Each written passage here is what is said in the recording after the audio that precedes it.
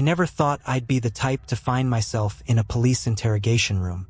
The cliché flickering fluorescent lights, the stench of stale coffee, and the unnerving silence that feels louder than it should. But here I was, staring at a pile of photos spread across the table.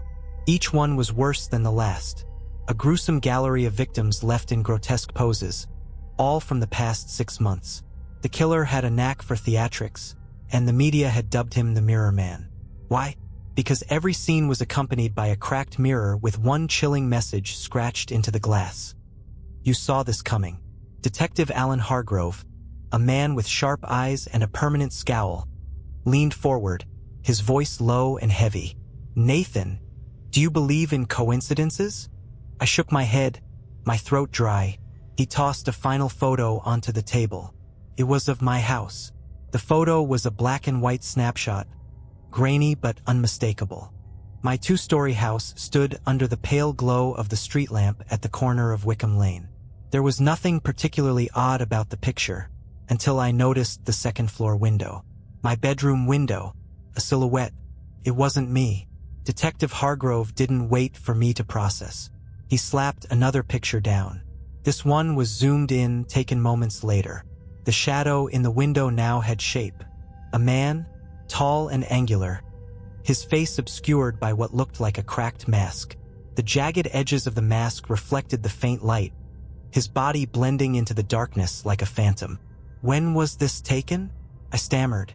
3 nights ago, Hargrove said. His voice was cold, calculated. A neighbor's security cam picked it up. "Recognize him?" I shook my head, my stomach twisting in knots. "I've never seen him before. I swear." Hargrove leaned closer, his breath heavy with coffee and frustration. "Let me lay it out for you, Nathan. For victims all found with that same cracked mirror. All of them lived alone, and all of them had this guy lurking outside their house days before their deaths." I swallowed hard. My throat felt like sandpaper. "So why am I still alive?" "That's what we're trying to figure out," Hargrove said. "Either he's playing with you, or he's waiting for the right moment." I felt the walls closing in. "And you think I know something? That I'm somehow connected?" Hargrove hesitated, glancing at the uniformed officer in the corner of the room. He nodded once, then slid a final photo across the table. I didn't want to look. Every fiber of my being screamed to push it away. But I had to. The photo showed a mirror, not one of the killer's, but my own. It was in my bathroom just above the sink. Scratched into the surface, in jagged, uneven letters, were 2 words, "Still watching." I felt the room spin, my bathroom mirror. That message, "Still watching." It was impossible. I'd used that mirror just this morning. No scratches, no message, nothing out of place. "This has to be a mistake," I said, my voice cracking. "I didn't see that. It wasn't there." Detective Hargrove crossed his arms, his eyes narrowing. "You're saying someone broke into your house, left that, and you didn't notice?" "I'm saying it's not possible." My voice rose. The officer in the corner shifted uneasily. "No one's been in my house. I'd know if someone was there." Hargrove slammed his fist onto the table, rattling the photos. "Would you, Nathan? You live alone. No alarms, no cameras. You think locking a door stops someone like him?" The words hit harder than I expected. He was right. I didn't have a security system. My neighborhood was quiet, tucked away from the chaos of downtown. I'd always felt safe. Until now. "I want you to stay somewhere else tonight," Hargrove said, softening his tone slightly. "A friend's place, a hotel, anywhere but home. We'll have a patrol car in the area, but I don't want you there alone." "Okay," I mumbled. My head was spinning, my thoughts racing. I needed to get out of there. I drove home in a daze, the city lights blurring past me. Every shadow seemed to move. Every pedestrian glanced my way a second too long. My chest was tight, and my breathing shallow. I couldn't shake the feeling that I was being followed. When I pulled into my driveway, I hesitated. The house stood silent and dark, the same way I'd left it. The second-floor window was empty now, no silhouette staring back. But it felt wrong. The air around the house seemed heavier, the kind of weight that presses down on your chest and refuses to let go. I told myself I'd just grab a bag and leave. I wouldn't spend more than 5 minutes inside. I stepped into the house, flicking the light switch by the door. Nothing. The power was out. Perfect, I muttered, fumbling for my phone. Its weak flashlight barely pierced the shadows, but it was better than nothing. I moved quickly through the house, grabbing a duffel bag from the closet and stuffing it with clothes. I avoided looking at the mirrors as I moved, even though I felt drawn to them, as if something waited for me there. Then I heard it, a faint creak from upstairs. I froze, my heart pounding so hard I thought it might crack my ribs.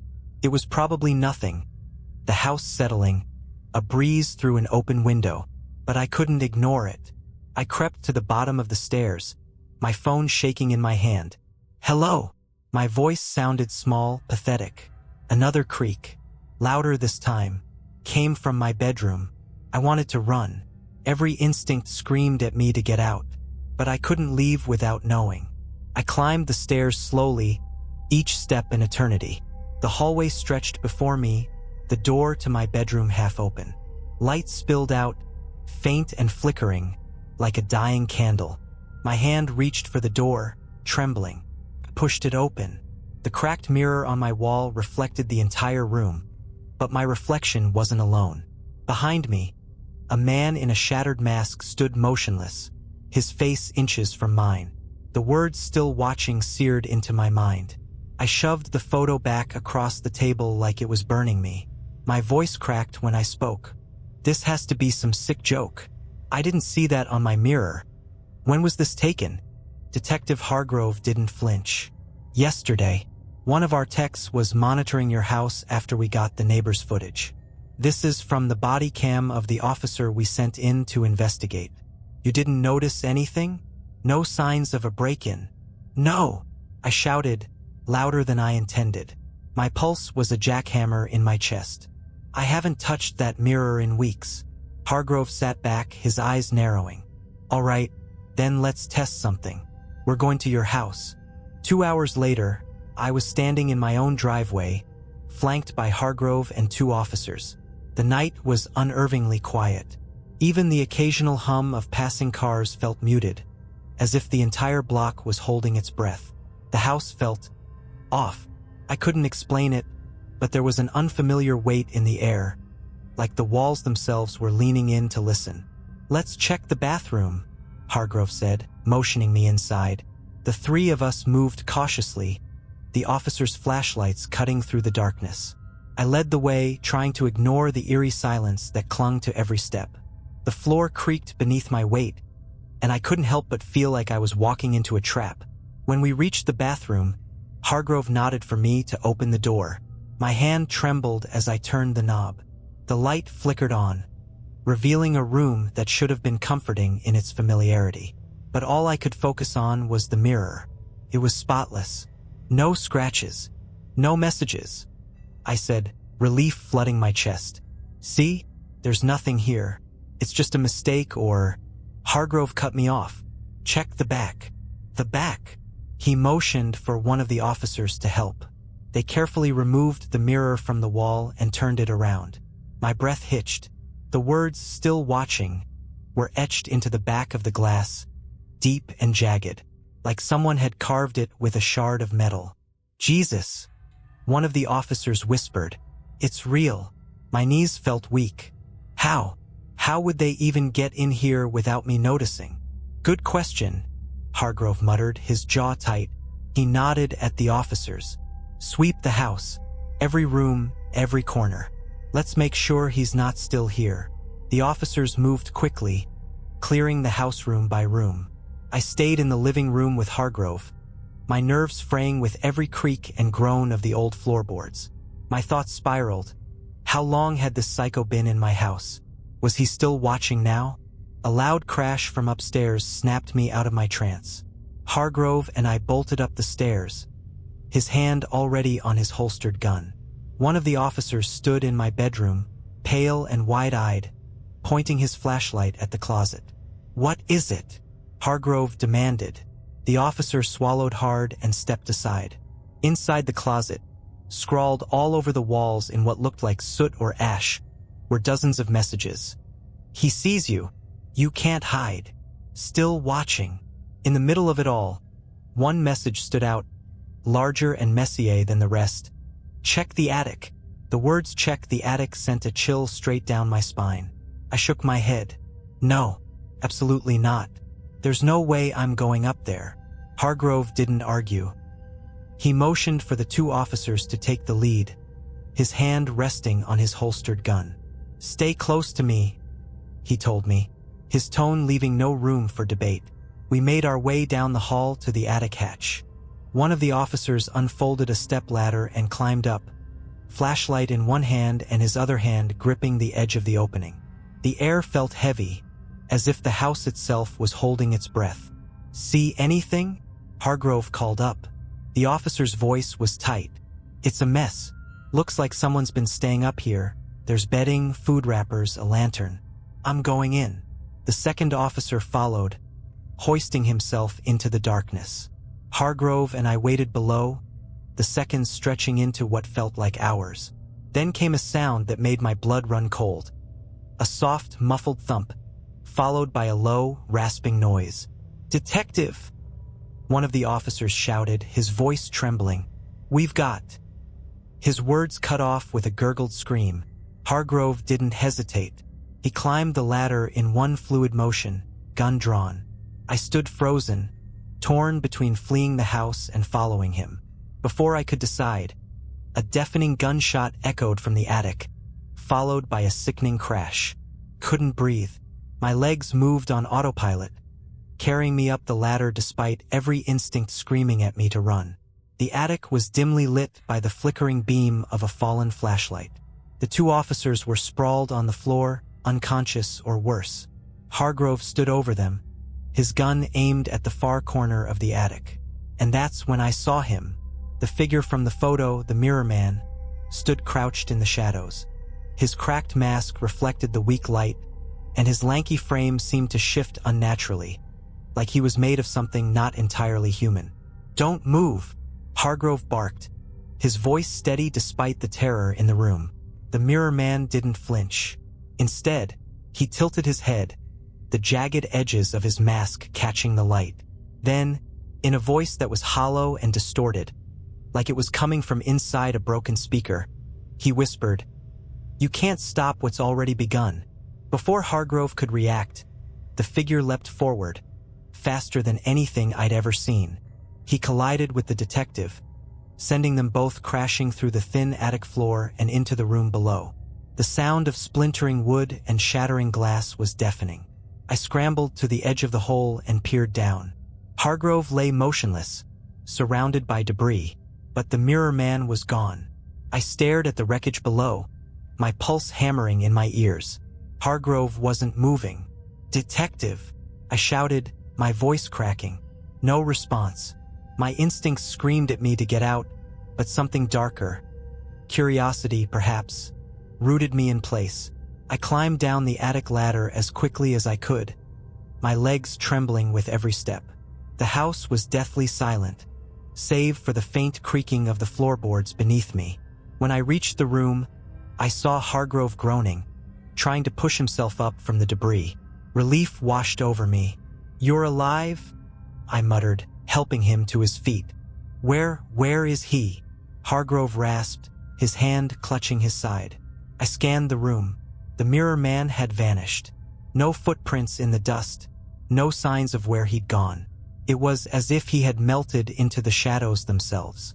"We need backup," Hargrove muttered, reaching for his radio. But before he could call it in, a faint sound froze us both in place. A soft, echoing laugh. It seemed to come from everywhere and nowhere at once, like the house itself was mocking us. My stomach churned. "He's still here." Hargrove moved like a man possessed, his gun aimed at every corner of the room. He motioned for me to stay close as we crept through the house, the laughter growing louder with every step. It wasn't just laughter anymore. It was voices, overlapping and distorted, whispering unintelligible things that sent chills down my spine. We followed the sound to the basement door, which was slightly ajar. A faint glow seeped through the crack, pulsating like a heartbeat. "No way," I whispered. "I'm not going down there." "You don't have a choice," Hargrove said, his tone leaving no room for argument. He pushed the door open, revealing a staircase descending into the dim, pulsating light.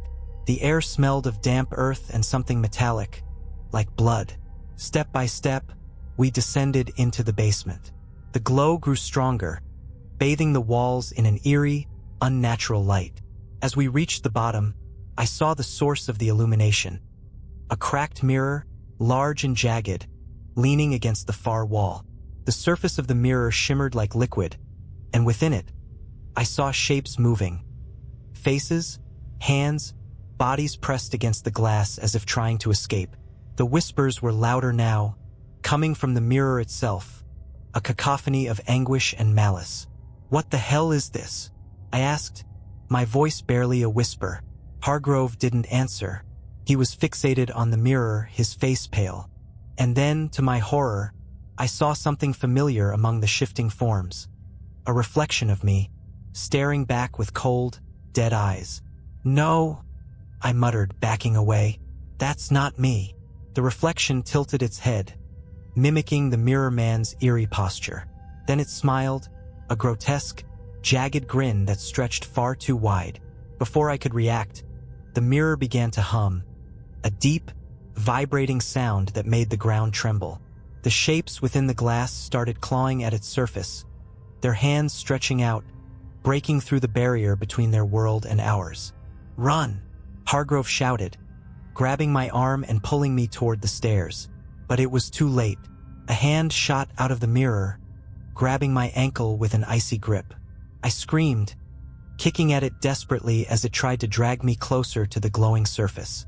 Hargrove fired his gun, the shots echoing like thunder in the small basement. The hand released me, retreating back into the mirror with an inhuman screech. We didn't waste another second. Together, we bolted up the stairs, slamming the basement door behind us. Back in the living room, Hargrove turned to me, his face grim. "That mirror, it's not just a thing. It's a gateway." "A gateway to what?" I asked, my voice shaking. "I don't know," he admitted, his eyes haunted. "But one thing's clear. It's not finished with you." Back in the living room, the house seemed alive with its own malevolence. Every shadow felt like it was watching, every creak of the floorboards like a warning. Hargrove wiped the sweat from his brow, his eyes darting to every corner. "We have to destroy it," he said, his voice trembling but resolute. "The mirror?" I asked, my throat dry. He nodded. "Whatever that thing is, it's tied to the mirror man. Destroying it might be our only chance to end this." I wanted to argue, to point out how insane that plan sounded. But I knew there was no other option. Whatever was happening wasn't going to stop until we made it stop. Hargrove grabbed his radio and called for backup, his voice clipped and urgent. "Code 3, immediate assistance needed. Send fire and containment units." He gave the address, then turned to me. "We can't wait for them. If he's still here, he won't give us the chance." We armed ourselves with whatever we could find. A fireplace poker for me, a crowbar for Hargrove, and descended into the basement one last time. The glow from the mirror was brighter now, pulsing like a living heartbeat. The whispers had grown louder, more desperate, filling the air with a symphony of dread. As we approached, the mirror man appeared, stepping out of the shadows like he'd been waiting for us. His cracked mask caught the light, each jagged edge reflecting the room in distorted fragments. In his hand was a shard of mirror, long and sharp like a blade. "You think this ends with me?" His voice was a rasping echo, layered and inhuman. "You're too late. The gateway is open." Hargrove didn't hesitate. He charged at the figure, swinging the crowbar with a ferocity I didn't know he had. The mirror man moved unnaturally fast, sidestepping the blow and slashing at Hargrove with the mirror shard. Blood splattered the floor as Hargrove staggered back, clutching his arm. I didn't think. I acted. With every ounce of strength I had, I drove the fireplace poker into the mirror man's side. He let out a guttural scream, his form flickering like static on a broken TV. For a moment I thought we'd won. But then he turned to me, his mask tilting in that unnerving way. "You can't kill what you don't understand," he hissed. Hargrove, bleeding but determined, grabbed a nearby canister of paint thinner and hurled it at the mirror. The liquid splashed across its glowing surface, distorting the images within. He lit a match, his hand steady despite the blood dripping from his fingers. "Let's see if you can burn," he growled, tossing the flame. The fire erupted instantly, consuming the mirror in a blinding blaze. The room filled with the sound of agonized screams, not just from the mirror man but from the voices within the glass. The glowing shapes clawed at the surface, writhing and wailing as the flames devoured them. The mirror man let out a final, bone-chilling shriek before his form dissolved into a cloud of ash, scattering into the air. The light from the mirror flickered and died, leaving us in darkness. We stumbled out of the basement, coughing and battered but alive. Sirens wailed in the distance, drawing closer. Hargrove collapsed onto the front steps, his face pale but relieved. "It's over," he muttered, though he didn't sound entirely convinced. I looked back at the house, its windows glowing faintly from the smoldering remains in the basement. For the first time in what felt like hours, the air was still, but I couldn't shake the feeling that something was watching, that the mirror man, or whatever he was, had left a part of himself behind. "Do you think it's really over?" I asked. Hargrove didn't answer right away. He stared at the horizon, where the first hints of dawn were breaking through the night. Finally, he said, "I hope so, but if it isn't, we'll be ready. Even now, I can't sleep without checking every mirror in my house, afraid I'll see that cracked mask staring back at me. The mirror man may be gone, but his whispers linger in the corners of my mind. And every so often, I find myself catching my own reflection, tilting its head in a way I never did